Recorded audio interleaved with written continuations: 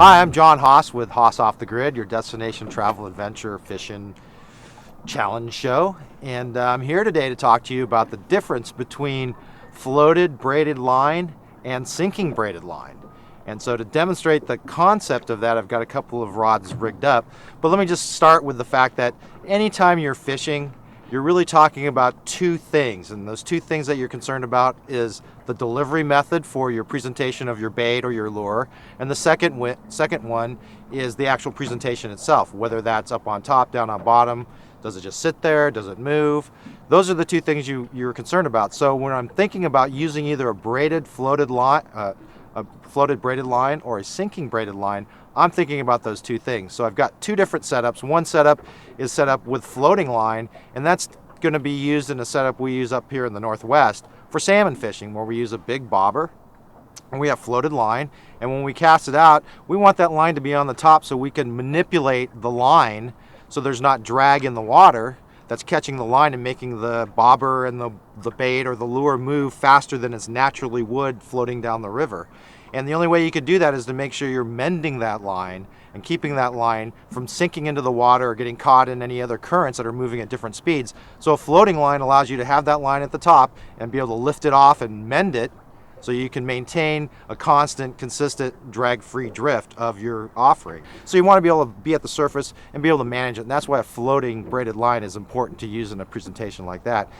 In a sinking braided line example, we're going to go off and put a presentation down by the bottom, or we're going to be trolling with downriggers or with a weight. So we want to have a controlled depth. So we want to know that that line is going to sink or be naturally buoyant and not float towards the surface as we're cruising around looking for a fish to intercept.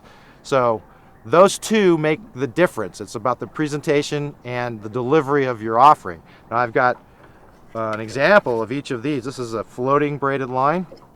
It's about 35-pound test. And this is a sinking braided line. This is a gel spun Dacron sinking braided line. And it's about 80-pound test. And you'll notice that this is, for 80 pounds, about the same diameter as the 30-pounder. This one's going to float. It's been engineered to take out the characteristics of the material to make it so that it has floating characteristics. Versus this one, they've taken all those floating characteristics out of the material, and it's basically neutral or sinking. I have friends that when they're fishing bobbers and things like that and they want their line at the top, they'll actually go off and take a little bit of wax and and rub that down the line to make sure it has an extra coating of floatant material on it, so it's easier to manage as it's going in the water. So here I'm going to demonstrate a technique where we'll use a sinking braided line. As you can see, this is the heavier sinking the 80-pound Dacron sinking braided line, and we basically got it set up to a sliding weight down to a swivel, and that's going to go to our lure. Now, why we want a sinking braided line is pretty obvious, right? We have a weight that we want to present this bait down towards the bottom, so we don't want a line pulling our offering up towards the surface, because if it was floating, it would try and have that tendency. So with a sinking braided line, we're generally going to use it for something that's going to be down towards the bottom.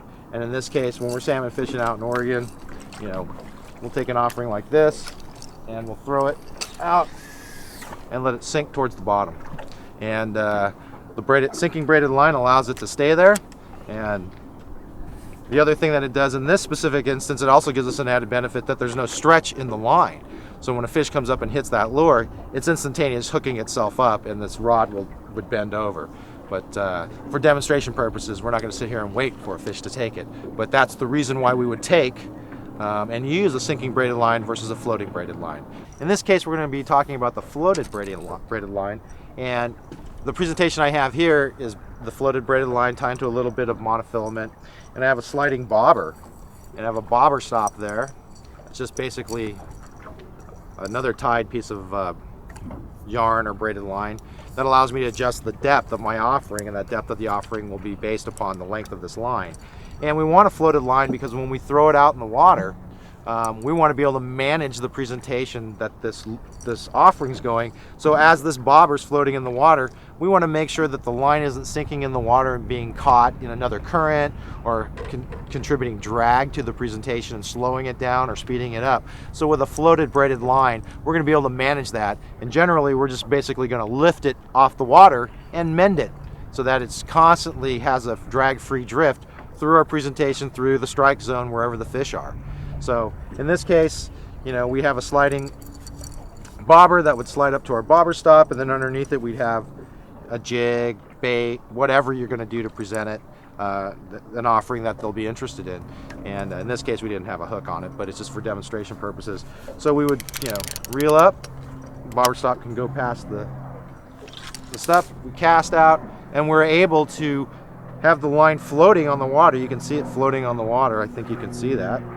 And if we wanted to mend it, we could just lift it off the water. There's no drag on the water because it's not sinking. That's why you want to use a braided floated line in this case. The other thing is, a lot of times we're fishing and the fish are a long distance. Braided lines are great because there's no stretch in the line. So when you have a hit, you're immediately able to set that hook, and that's critical too. So it's about the presentation, the method that you're using. That would determine which type of braided line you would use if you chose to use braided line.